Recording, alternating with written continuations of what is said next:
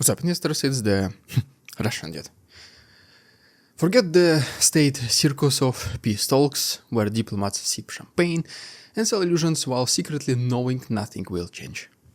That theater has been running for years, and everyone knows the ending. It's all smoke and mirrors. Today, instead, let's talk about something that actually matters for everyday people in Russia. Not some distant negotiation table in Alaska or Beijing, both failed. But the thing sitting right in your pocket, the thing you are told to use every day. The state-backed messaging app called MAX. On paper it looks harmless. Another Telegram clone, maybe a patriotic alternative. In reality, it is a spyware Trojan horse wrapped in a sleek interface and sold as a national technology. We mentioned MAX in some of our previous videos, but today we will show you exactly why it is so dangerous and life-changing for most people. Russia is literally plunging itself into dark ages with this decision, because once you install it, you've basically opened your doors, your windows, and even your bathroom cabinet to the FSB. Every chat, every photo, every late-night voice note, every awkward file you thought you deleted, it's now gone. Sucked up into a system where privacy is just a bad joke. Your phone's microphone and camera, they're treated like state property now. Even your contacts are not safe. The people who never downloaded MAX will have still their information uploaded against their will. And Russia does not even pretend otherwise anymore. They do not care if you know. In fact, they want you to know. Because fear is half the point. If you assume you are always being watched, you obviously behave differently. Just think about it yourself. You censor yourself, you stop resisting. That is the real purpose. So today, let's tear this thing apart piece by piece.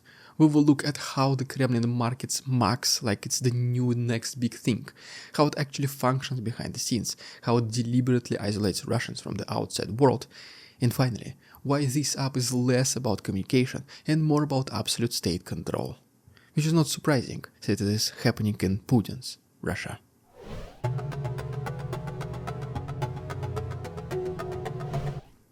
The first thing you notice about MAX is not the software, it is the sales pitch. Billboards, TV spots, influencers repeating the same lines. Safe, reliable, secure, Russian-made. True patriots will definitely switch to MAX. It sounds noble, doesn't it? Except it is built on desperation. Because let's be honest, who in 2025 needs a brand new messenger? People already use WhatsApp, Telegram, Signal, Viber, Discord. No one asks for MAX. So what does Moscow do then? They frame it as the only choice, not just choice then, but as a duty. Your workplace recommends it, your kids' school switches to parents' chat, local government offices move their communication there by default. Slowly, without you even realizing, you are also boxed in. And then comes the patriotic branding. Russian servers for Russian people. No Western snooping around. Protect your sovereignty. The slogans are, however, thick with irony. Because the app is not built to shield Russians from the outsiders. It is designed to shield the Kremlin from the regular people. Every server is state-controlled. Every bit of data can be pulled without a warrant. And the way they dress it up as some kind of consumer luxury is almost laughable. They do not compete with the Silicon Valley. They don't even try, they won't. Instead, they launch a culture war disguised as a consumer product. Install MAX, they say, and you're part of a sovereign digital revolution. Refuse, and you're suddenly suspicious and traitor. Foreign agent, maybe even. But here's the truth. The second you install it, you're not a customer anymore. You are inventory. You, and most importantly, your data, is the free product for the state. And it's not just about propaganda. The regime openly admits that all MAX data will be securely stored under Russian law. Translation: the FSB, the police, and every half-bored bureaucrat have now just a golden key to your life. No oversight, no courts, no hesitation, nothing. And history shows that what starts as state-only access quickly, almost immediately, devolves into a black market for free-for-all. But how does MAX work in a very basic understanding? I'm not an IT person, I assume most of you guys are not either, so let's talk about it in just plain English in our next chapter.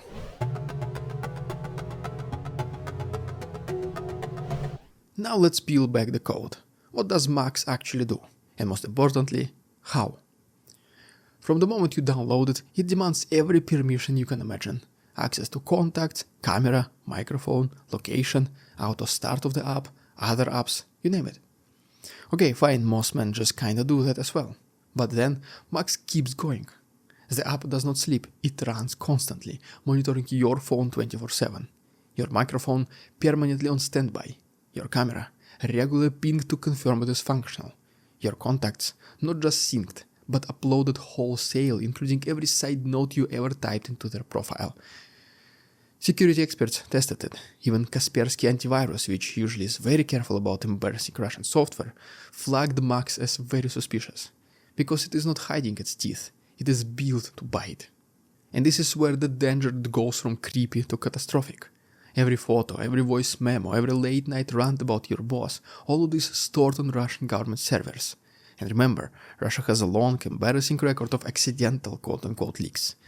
The Yandex Eats, for example, most recent customer database several months ago, sold on the dark web for anyone to purchase. Anyone, literally. Aeroflot's passenger data, hacked and dumped. Border crossing logs, available for a handful of rubles. If you think Max data will be handled with more care, well, you're deluding yourself. It's quite the opposite. Max data will be extremely easily accessible by people who want it, so that even basic intern can do it. Of course, the state will never admit it, though. And guess what? The Kremlin calls it national security. But what security exists when your jealous ex, your shady boss, or a scammer in Omsk can just simply buy your private chats for the cost of a decent dinner? This is not security, this is industrialized voyeurism. It's surveillance monetized at scale. And whether you want it or not, slowly but surely data on every citizen will be gathered from different sources. From your friends, from your employment, from medical history, from credit card swipes and in-app purchases. Going fully offline will most likely not help. But besides the obvious, total control, why would the state want to have everything on everyone? Could there be another reason? Well, of course there is. Let's talk about it in our next chapter.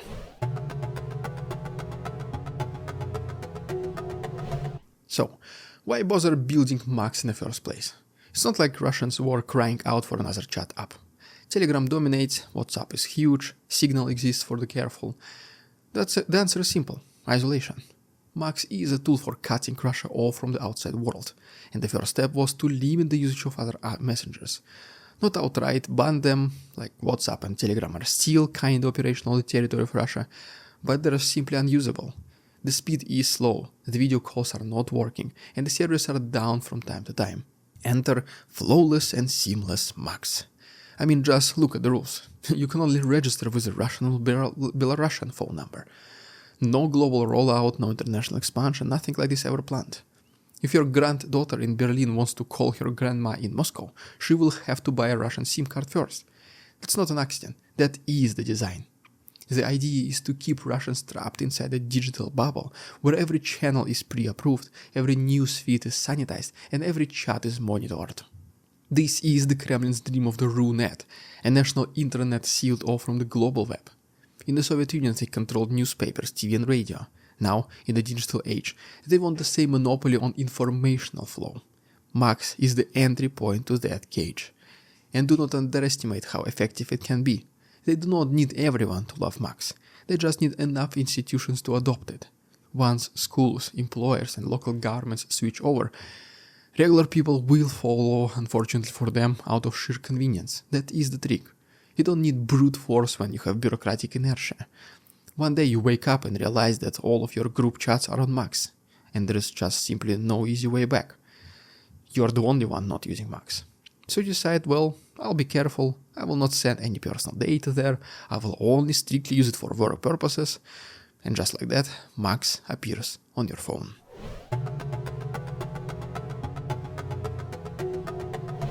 At its core, Max is not about communication, it's about control. Maximum control. Political, financial, and also psychological. Politically, it's a dream for the regime. Every activist chat, every opposition group, every quiet whisper of dissent logged in real time, mapped and infiltrated. No more guesswork for the FSB. By the time you hit send, they already got it, they already know. Financially, it's a goldmine. Leaked databases are not just collateral, they are an economy, entire one. Petty scammers, corrupt cops, politicians, even jealous lovers can buy this data every day. When your private life becomes a commodity, there is no such thing as accidental leaks. It is baked already into the business model itself. And finally, psychologically, it is the ultimate silencer. If you know you're being watched, you do not need to be arrested. You silence yourself. You do not take risks. You do not speak your mind. You do not share even Putin memes. And for the Kremlin, that is the victory. Not through mass repression, but through mass obedience. And here is the darkest part. It's not just about today. It's also about tomorrow, mostly about tomorrow. A generation growing up on Macs will never know privacy. They will never know what it means to text without fear, to browse without surveillance, and to live without a file on them. By the time they realize what they have lost, it will be irreversible. Max is not just an app, it is an education in submission. In the bigger picture, Max is just a cornerstone of the digital Iron Curtain, a head-first plunge into literal dark ages. An internet where every user is tagged, every conversation is filtered, every connection to the outside world is severed.